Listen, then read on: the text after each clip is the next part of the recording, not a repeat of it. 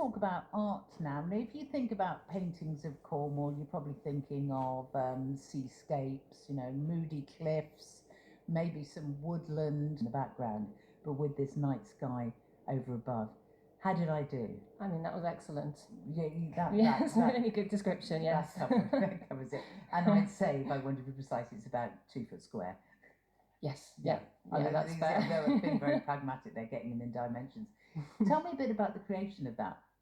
Yes, so I work typically on a square canvas, so this is my classic format. I use acrylic and oil. So what I love about acrylic is that it dries really quickly and you can get into the detail. So some of that detail you can see in the amusement arcade is very much done in acrylic paint.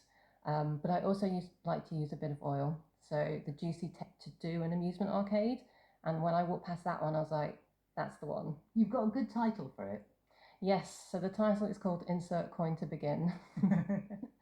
And talk about how the painting's developed a sort of career of its own, hasn't it? Definitely. So when I first moved to Cornwall in 2017, I was painting beautiful seascapes. And I still do. Moody seascape, yeah. Exactly. Yeah. And then more recently, I started exploring kind of more nighttime scenes. I really enjoyed how the colours just popped out of the canvas with the nighttime scenes. But I was doing beautiful ones, so St Michael's Mount and that sort of thing. So moon rising behind? Indeed. I love a bit of moonlight, reflection on the sea, definitely. Yeah. But I also knew I wanted to get my art out there more. And to do that, it's important to kind of enter competitions, open exhibitions.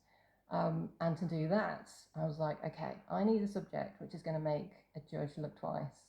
Yeah, rather than just beautiful seascape, but that's my 593rd seascape I've seen today. Exactly. So I wanted to take something that was slightly different, that people wouldn't necessarily look at and go, oh, that would make a good painting, and make it a good painting. So that was the aim, really. Talk about the sort of success of it, though, because it's now the audience or the public get to vote, don't they, for this particular painting, and then you're hoping obviously they'll choose yours and go, that's the one. Exactly. And the blue does really stand out when you look at all the different images, although there are some really good images there, I have to admit. But yes, so the competition is the SAA, Supporting All Artists, and it's their Artist of the Year competition.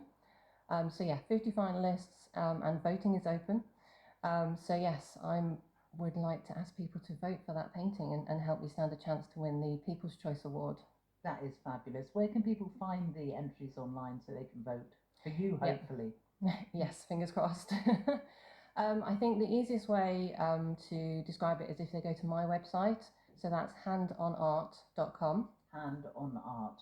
Like hand on heart. Very good. Exactly. Yeah. I've got a big green vote button on my homepage. So if you click on that, it will take you to the competition website, and you click on the thumbs up.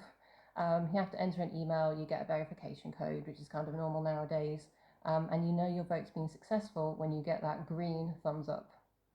Can I just ask you, as a professional artist who clearly, we all, it'd be lovely not to have to monetize what we do, but most of us need it to pay the bills. Yes. Do you find it more difficult to sell things that are a bit more out there than that? I mean, obviously it's very good for profile building, but when it comes to what people want on their walls, is that different? So I think that's TBC, because I when I did the Texaco garage, the garage bought the painting. They loved it so much, so that was possibly one of the quickest sales.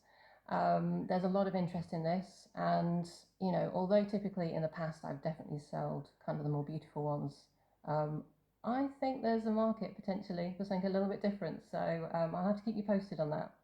So do you sort of schmooze around Cornwall now, looking at it with different eyes? Yes, definitely. Like every nook and cranny, right, what's around that corner, and just I view it differently and think, oh, I wonder what that would look like in the evening and what lights there would be. Yeah, so if it's a woman with a ponytail lurking in the sort of dark crevices of Cornwall staring at the lights, it'll be you. Potentially, yes. Brilliant. Just repeat the website again, because I'm sure people, would like to have a look and hopefully vote. Yeah, absolutely. So you can view my art and get that link to the vote button on my website, which is handonart.com. Yes, and no doubt there's a message me function in case you know a particularly good Oh. dark cranny with some neon attached to it. Absolutely, my email's on the website and a contact form. So I feel navigation lights of Falmouth coming on. I do. oh, more ideas like that. Bring it on. Lovely to meet you. Thank you Thank so you. much for popping in and bringing the picture with you.